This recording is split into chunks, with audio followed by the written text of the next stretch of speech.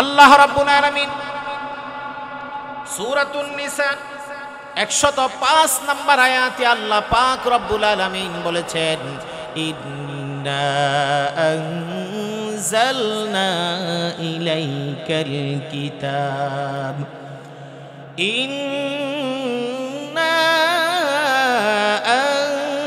আনজালনা ইলাইকাল কিতাব বিল হাক্কি লিতাহকুমা বাইনান নাস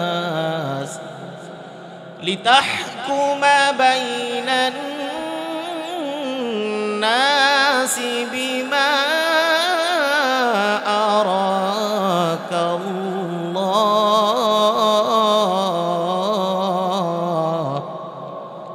ওয়ালা তাকুন লিল খাইনিনা খাসীমা। আল্লাহু আকবার। আল্লাহ রাব্বুল আলামিন বলছেন, ইন্না আনজালনা ইলাইকাল কিতাবা বিল হক। আল্লাহ পাক রব্বুল আলামিন আল্লাহর নবীকে সম্বোধন করে বলছেন, ওগো নবী, তোমার উপরে আমি যে কোরআন নাজিল করেছি, এই কোরআন, এই কিতাবকে নাজিল আমি এমনি এমনি করি নাই, এই কিতাবকে নাজিল করেছি এই জন্য আল্লাহ বলছেন সত্য সহকারে অবতীর্ণ করলাম। এই কোরআনের মধ্যে কোনো সন্দেহ নাই। যেটা আল্লাহ পাক রব্বুল আলামিন কোরআনের শুরুতেই বলে দিয়ে ঘোষণা করলেন, আলিফ লাম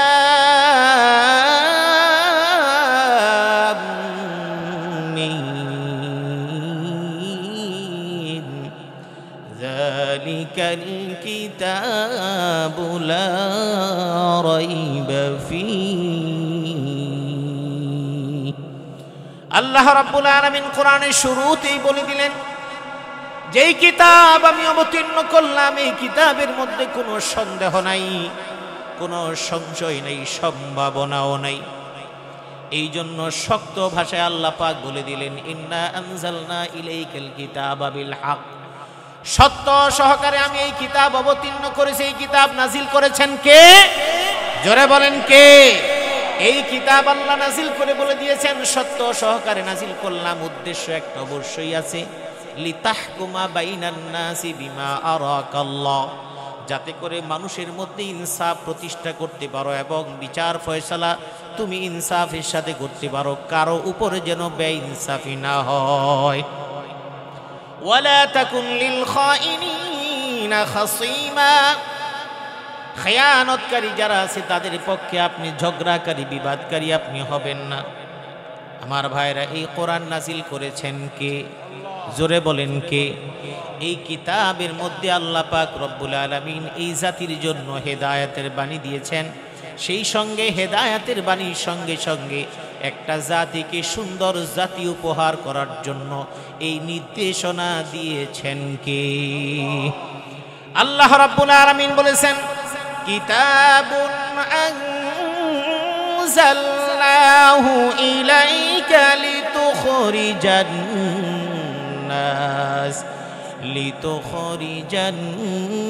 الناس من الظلمات إلى النور بإذن ربهم إلى صراط العزيز الحميد। আল্লাহ রাব্বুল আলামিন কোরআন নাজিলের কারণ বলে দিলেন, কিতাবুন আনজালনাহু ইলাইক লিতুখরিজান নাস মিনাজ যুলুমাতি ইলান নূর। এই কোরআনের কারণ হলো একটাই মাত্র কারণ, অন্ধকার থেকে আলোর পথে নিয়ে আসা, গুমরাহির পথ থেকে সত্য সঠিক ন্যায়ের পথে নিয়ে আসা। কিন্তু বাংলাদেশ স্বাধীন হয়েছে 1971 সালে। 1971 থেকে আজকে 2024 পর্যন্ত যত সরকার ক্ষমতায় এসেছে, যত ব্যক্তিরা ক্ষমতায় এসেছে, তারা কেউ কোরআন ধরেও নাই, পড়েও নাই, বুঝেও নাই। যেই জন্য এই দিন এই বাংলাদেশে কোরআনের শাসন তো দূরের কথা, এই বাংলাদেশে ইনসাফ প্রতিষ্ঠিত হয় নাই। এই কোরআন যার মধ্যে থাকে তার মধ্যে আমানতদারি দিয়ে দেন কে? এই কোরআন যার মধ্যে থাকে সে তো কখনো মিথ্যা বলতে পারে না। এই কোরআন যার মধ্যে থাকবে সে কখনো অন্যায় করতে পারবে না, জুলুম করতে পারবে না। এই কোরআন যার কাছে থাকবে সে কখনো বেইনসাফি করতে পারবে না। এই আয়াত আল্লাহ পাক রব্বুল আলামিন কেন নাজিল করলেন? আল্লাহ পাক রব্বুল আলামিন নাজিল করলেন আল্লাহর নবীর সময়ে একজন চোর, সে তো মুসলমান, ইসলাম গ্রহণ করেছে, কিন্তু এখনো পর্যন্ত পরিপূর্ণ ইসলামের আদর্শ মানুষ ধারণ করতে পারে নাই। এমন আছে না নাই? নবীর যুগে এমন ছিল কি ছিল না? কারণ নবীর যুগে মুসলমান হওয়া মানে সাহাবী না। যদি সব সাহাবী হয়ে যেত তাহলে মুনাফিকের অস্তিত্ব থাকতো না, ঠিক কিনা? যেহেতু তারা মুসলমানের চরিত্র, মুসলমানের চেহারা ধারণ করেছে কিন্তু মুসলমানের আদর্শ ধারণ করে নাই, আল্লাহ পাক রব্বুল আলামিন তাদের পরিচয় মুনাফিক হিসাবে কোরআনে দিয়ে দিয়েছেন। সুবহানাল্লাহ। জিহাদের ময়দানে রাসূলের সাহাবায়ে কেরাম রওনা হয়েছেন, সঙ্গে মুসলমান নামধারী কিছু লোক সেখানে আছে, রওনা হয়েছে। কিছু দূর যাওয়ার পরে পথ থেকে কেটে পড়েছে। এমন ইতিহাস আছে না নাই? জোরে বলেন, এমন ঘটনা আছে না নাই? কিছু দলবল নিয়ে পিছনে চলে গেছে, বলছে আমরা যাব না, যদি ওখানে মরে যাই, যদি ওখানে আমরা মারা যাই তাহলে তো আমাদের বউ বাচ্চা বিধবা হয়ে যাবে। আবার বিভিন্ন প্রপাগান্ডা ছাড়িয়ে নতুন মুসলমানদেরকে ওখান থেকে বিতাড়িত করেছে। আল্লাহ পাক রব্বুল আলামিন, আল্লাহর নবী তাদেরকে মুসলমান বলে জানতেন, ইমানদার বলে জানতেন। আল্লাহ রব্বুল আলামিন তাদের শানে সূরাতুল মুনাফিকুন নাজিল করেছেন। মুনাফিকের চরিত্র সুন্দরভাবে বর্ণনা করে দিয়েছেন কে? এই জন্য ওই সূরার মধ্যে আল্লাহ পাক রব্বুল আলামিন বলে দিয়েছেন, ক্বালাতিল আ'রাবু আমান্না কুল লাম তু'মিনু ওয়ালাকিন কুলু আসলামনা। মুখে মুখে সবাই ইমানের কথা বলে কিন্তু বাস্তবে ইমান তাদের অন্তরে নাই। এই জন্য আল্লাহ পাক রব্বুল আলামিন বলে দিলেন, ক্বালাতিল আ'রাবু আমান্না, তারা বলে আমরা ঈমান আনলাম। কুল লাম তুমিনু ওয়ালাকিন কুলু আসলামনা, বরং তোমরা বলো আমরা ইসলাম গ্রহণ করলাম। জোরে বলেন সুবহানাল্লাহ। এই কথা কেন বললেন? ওই যুগে মুমিন এবং মুনাফিকের মধ্যে পার্থক্য করা দরকার ছিল। আল্লাহ পাক রব্বুল আলামিন মুমিন এবং মুনাফিকের পার্থক্য করে দিলেন। সূরাতুল মাউনের মধ্যে আল্লাহ পাক রব্বুল আলামিন বলে দিলেন, যারা নামাজ পড়বে, কিছু মানুষ দেখবে ইউরাউনান নাস, যারা মানুষকে দেখানোর জন্য নামাজ আদায় করবে। আরাআইতাল্লাযী ইউকাজ্জিবু বিদ্দীন ফাযালিকাল্লাযী ইয়াদউল ইয়াতীম ওয়ালা ইয়াহুদ্দু আলা তুআমিল মিসকিন ফাওয়াইলুল লিল মুসাল্লিন আল্লাযীনা হুম আন সালাতিহিম সাহুন। আল্লাহ রাব্বুল আলামিন এই আয়াতে কারীমার মধ্যে নামাজের শ্রেণীবিকার শ্রেণীবিন্যাস বলে দিলেন। আর মুনাফিক চিনার জন্য আল্লাহ পাক রব্বুল আলামিন সহজ একটা সমীকরণ বলে দিলেন। বললেন, ও রাসূল, ও নবী, ও মুহাম্মদ সাল্লাল্লাহু আলাইহি ওয়াসাল্লাম, আরেকটা কথা মাঝখানে বলে দেই, আমার নবী এত সম্মানিত নবী, যেই নবীকে আমার আল্লাহ কখনো শুধু নাম ধরে ডাকেন নাই। বলেন সুবহানাল্লাহ। সমস্ত নবীদেরকে আল্লাহ রাব্বুল আলামিন বিভিন্ন নামে ডেকেছেন। ইয়া মূসা ইন্নী আনাল্লাহুল আজিজুল হাকীম। আবার যখন ইব্রাহিম আলাইহিস সালামকে ডাকা দরকার হয়েছে বলেছেন ইয়া ইব্রাহিম। আবার যখন হারুন আলাইহিস সালামকে ডাকা হয়েছে, এমনিভাবে সমস্ত নবীদেরকে বিভিন্ন নামে ডেকেছেন, কিন্তু আমার নবীকে ইয়া মুহাম্মদ বলে কোথাও কোরআনে সম্বোধন করেন নাই। জোরে বলেন সুবহানাল্লাহ। এটা আমার আলোচনার বিষয় না, মাঝখানে সেগুলোর জন্য বলছি। আমার আল্লাহ আমার নবীকে এত মহাব্বত করতেন, এত সম্মানিত করেছেন, সাইয়্যিদুল আম্বিয়া ঘোষণা করেছেন, রাহমাতুল লিল আলামিন বলে স্বীকৃতি শুধু দেন নাই, বরং নবীদের মধ্যে সরদার এবং সারা জাহানের জন্য রহমত স্বরূপ বানিয়েছেন কি নবী আর রহমত আল্লাহর নবী। সেই জন্য ইনসাফের জন্য কোরআন নাযিল করে আল্লাহ পাক রব্বুল আলামিন আল্লাহর নবীকে বুঝিয়েছেন, ইন্না আনজালনা ইলাইকাল কিতাবা বিল হাক্কি লিতাহকুমা বাইনান নাসি বিমা আরাকাল্লাহ ওয়া লা তাকুন লিল খাইনিনা খাসীমা। আল্লাহ রাব্বুল আলামিন মুনাফিকদের চরিত্র বলে দিলেন, ও নবী আপনার সঙ্গে নামাজ আদায় করে পিছনে তাকায় দেখেন, আপনার সঙ্গে নামাজ আদায় করে রুকু দেয় সিজদা দেয়, কিন্তু আসলে তো ওরা মুমিন না, ওরা আপনার সাহাবীদের মধ্যে সাহাবিয়াত অর্জন করতে পারে নাই। এই কথাটা কেন বললাম? এই আয়াত অবতীর্ণের প্রেক্ষাপটে যেই মুসলমানের কথা বলা হয়েছে, যদি এখন বলি মুসলমান, স্বাভাবিকভাবে বলে দেই আল্লাহর নবীর যুগে যারা ঈমানের সাথে নবীকে দেখেছেন, ঈমান আনয়ন করেছেন, তারাই হলেন সাহাবী। সুতরাং আল্লাহর নবীর যুগে তারা ইসলাম এনেছেন, নবীকে দেখেছেন, তাহলে সাহাবী হওয়ার পরে আবার এমন কাজটা কেমনে করে? আমি সেটা বুঝাবার জন্য বলেছি, যারা সাহাবিয়াতের মর্যাদা অর্জন করেছে তাদের দ্বারা অন্যায় কাজ করা কোনোদিন সম্ভব হয় নাই।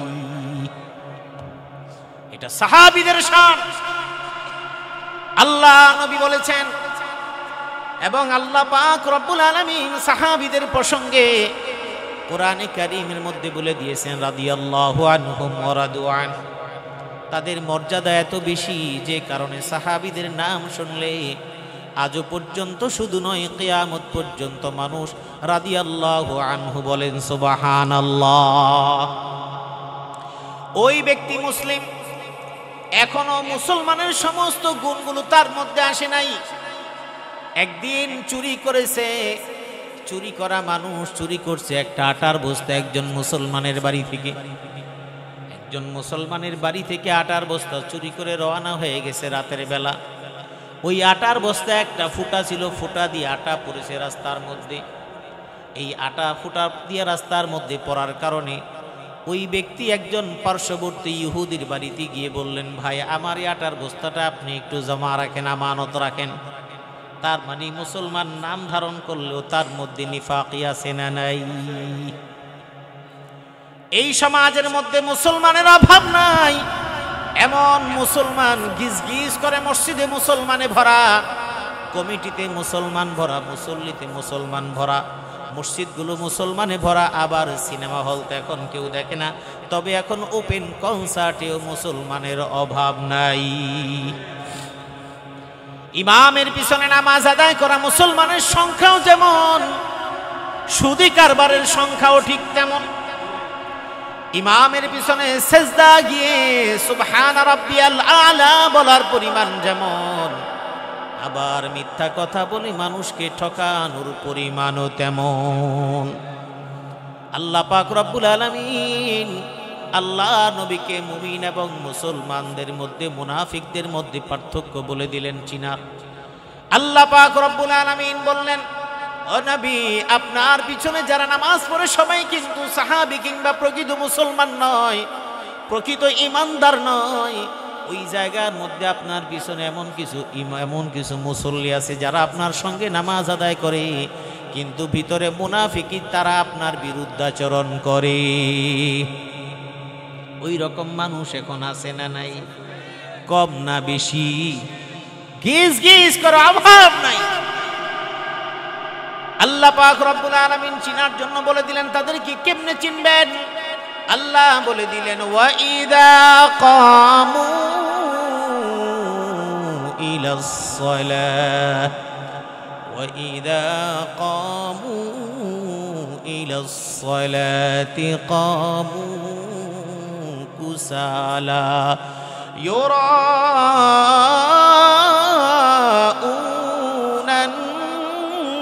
নাস ওয়া লা ইয়াযকুরুনাল্লাহ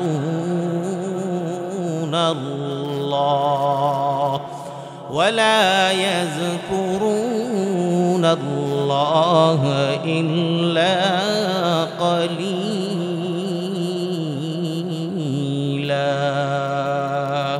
الله أكبر আল্লাহ রাব্বুল আলামিন বললেন ওয়াইদা কামু ইলাস সালাতি কামু কুসালা। মুমিন যখন নামাজে দাঁড়াবে শক্তি নিয়ে শক্তিশালী ভাবে নামাজের মধ্যে মনোযোগ নিয়ে দাঁড়াবে। যদি আপনি মুনাফিকদেরকে চিনতে চান তাকায় দেখবেন তারা মনোযোগ সহকারে নামাজের মধ্যে দাঁড়াবে না, অলসতার ভঙ্গিমায় দাঁড়াবে। ইউরাউনান নাসা ওয়ালা ইয়াযকুরুনাল্লাহা ইল্লা কালিলা। তাদের উদ্দেশ্য হলো আল্লাহকে সন্তুষ্ট করা নয়, তাদের উদ্দেশ্য হলো মানুষকে দেখানো। আল্লাহর স্মরণ তাদের একেবারেই কম থাকে। তার মানে হলো মানুষকেই দেখানো হলো সবচেয়ে বড় মাকসাদ।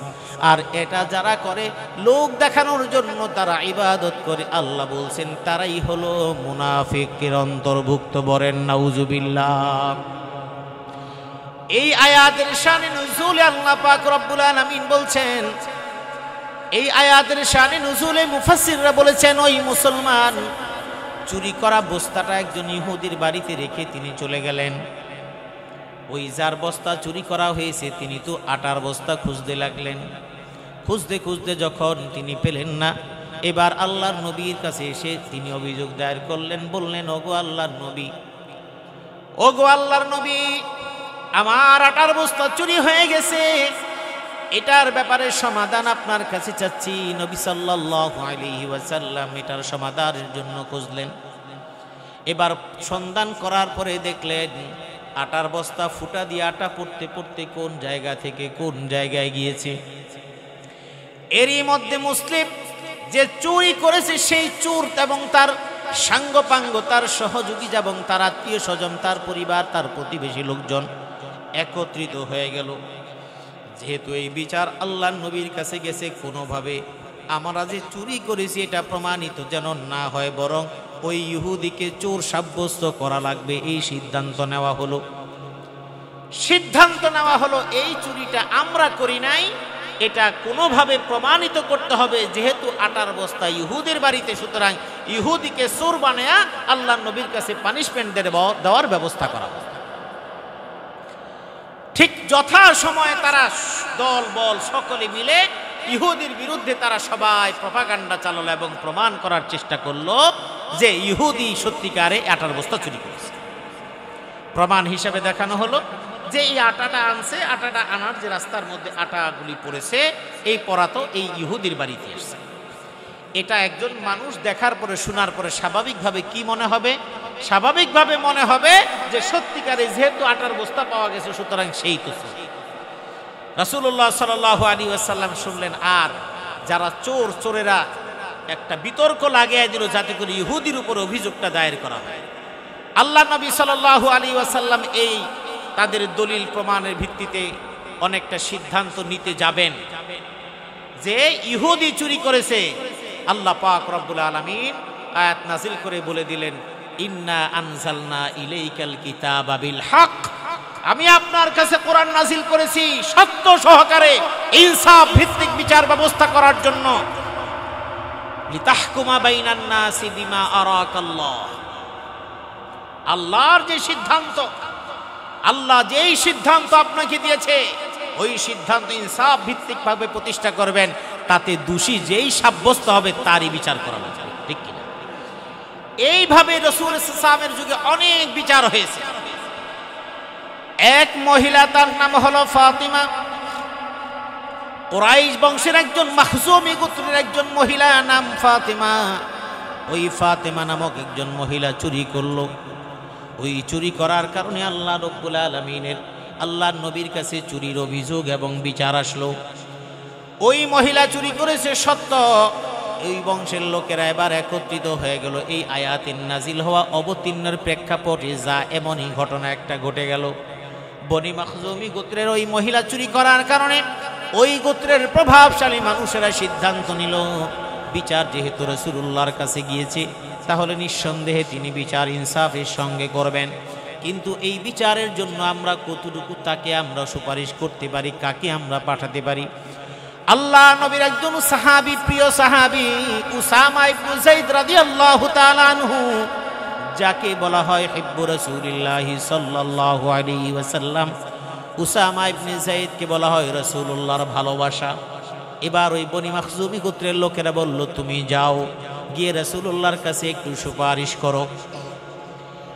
এই কথা বলার পরে উসামা ইবনে যায়েদ রাদিয়াল্লাহু তাআলা আনহু আল্লাহর নবীর দরবারে যাওয়া মাত্রই নবী বুঝে গেলেন। তিনি বুঝলেন এবং তিনি বললেন, হে উসামা, আতাশফাউ ফি হাদ্দিম মিন হুদুদিল্লাহ, তুমি কি এমন একজন ব্যাপারে সুপারিশ করব আল্লাহর বিধান যার জন্য প্রযোজ্য হয়ে যায়, তুমি সুপারিশ করে আল্লাহর বিধান রহিত করতে চাও, এমন বিধান এমন তুমি সুপারিশ করতে চাও কিনা? তার মানে ইনসাফ প্রতিষ্ঠা করার জন্য কোরআনের মাধ্যমে যদি প্রতিষ্ঠা হয়, ইসলামের মাধ্যমে যদি প্রতিষ্ঠা হয়, আজকের বাংলাদেশের হাজার হাজার কোটি টাকা ব্যাংক ডাকাতি হয়েছে, রাষ্ট্রের 700 কোটি, দর্শক 1000 কোটি, 2000 কোটি, 50,000 কোটি ডলার সহ টাকা সহ বিভিন্নভাবে লুটপাট হয়ে গেছে।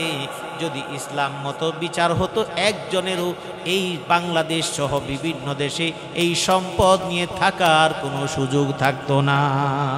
এই যদি কোরআনের শাসন আমরা পরিপূর্ণভাবে, কোরআনের শাসনও আমরা যদি আপাতত যদি বাদও দিয়ে রাখি, কোরআনের শাসন ছাড়া বাংলাদেশের প্রচলিত যেই আইন আছে, প্রচলিত যেই আইন যদি প্রমাণিত হয় ব্যাংকের টাকা আত্মসাৎ করেছে, ঋণ নিয়েছে, ঋণ খেলাফি, ঋণ পরিশোধ করে নাই, তাহলে তার শাস্তি, পানিশমেন্ট প্রচলিত আইনে আছে না নাই?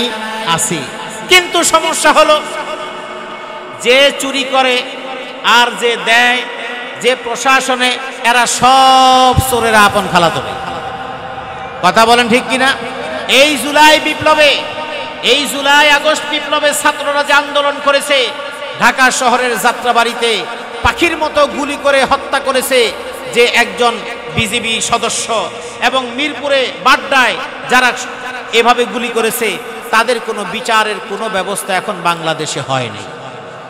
খোঁজ নিয়ে দেখা গেছে এবং বিভিন্ন মাধ্যমে এসেছে, যারা ওই সময় বিভিন্ন খুনের সরাসরি একেবারে গুলি করার মতো রাস্তার মধ্যে সরাসরি গুলি করেছে, তারা কোনো না কোনোভাবে বর্তমান প্রশাসনে যারা আছে তাদের আত্মীয় স্বজন, খালাতো ভাই, মামাতো ভাই, চাচাতো ভাই, ফুয়াতো ভাই, দুলাতো ভাই, কত ভাইয়ের অভাব নাই, যে কারণে একটা অপরাধীর বিচার বাংলাদেশে এখনো হচ্ছে না।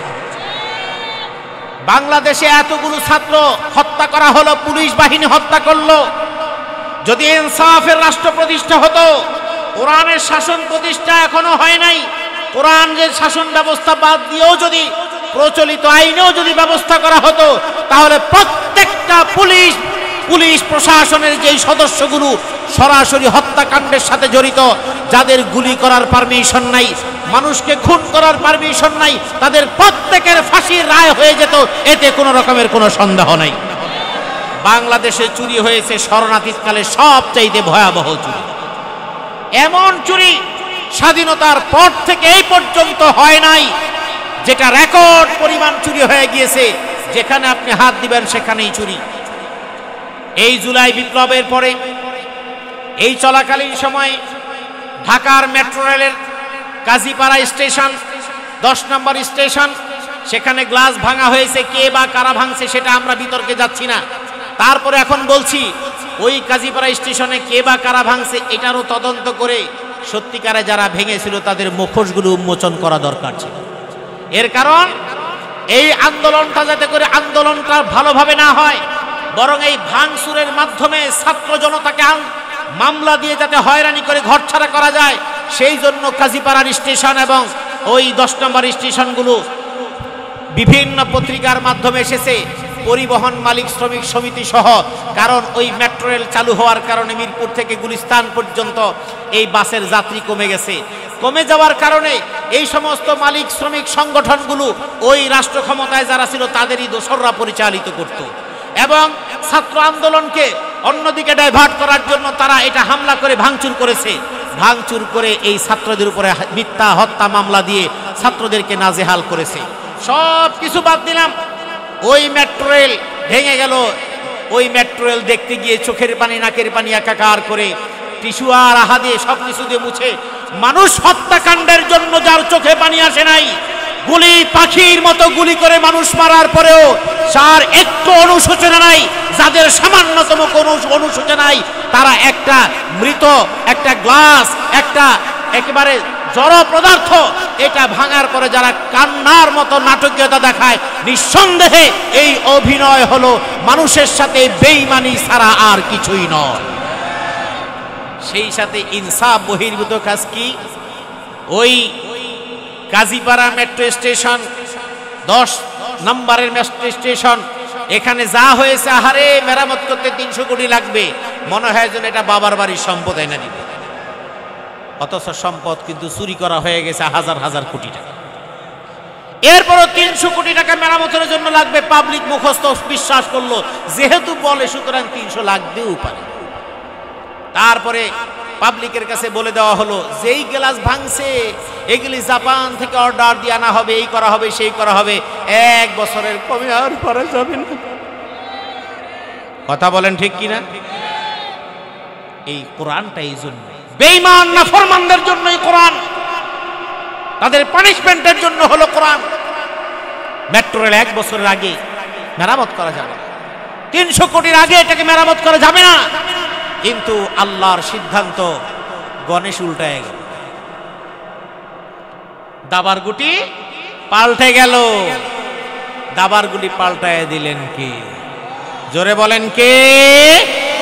কুলিল্লাহুম্মা মালিকাল মুলকি তুতিল মুলকা মান তাশাউ ওয়া তানজিউল মুলকা মিম্মান তাশাউ ওয়া তুইজ্জু মান তাশাউ ওয়া তুযিল্লু মান তাশাউ বিয়াদিকাল খায়র ইন্নাকা আলা কুল্লি শাইইন কাদির।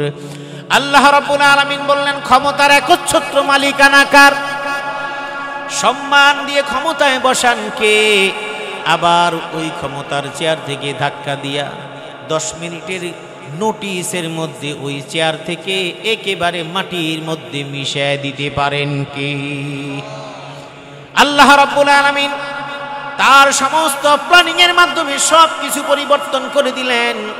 যেই জায়গার মধ্যে 300 কোটির ঘোষণা, সেখানে ওই 300-র কাছাকাছিও যাওয়া লাগে নাই, কয়েক কোটি টাকার মাধ্যমে সমাধান হয়ে গেল। যেখানে 1 বছরের কথা সেখানে 3 মাসের মধ্যে হয়ে গেল, 1 মাসের মধ্যে অর্ধেক হয়ে গেল। এই যে বেইনসাফিকা, এটা যদি কোরআন থাকতো তাদের শাস্তির বিধান নিশ্চিত করা হতো কি হতো না?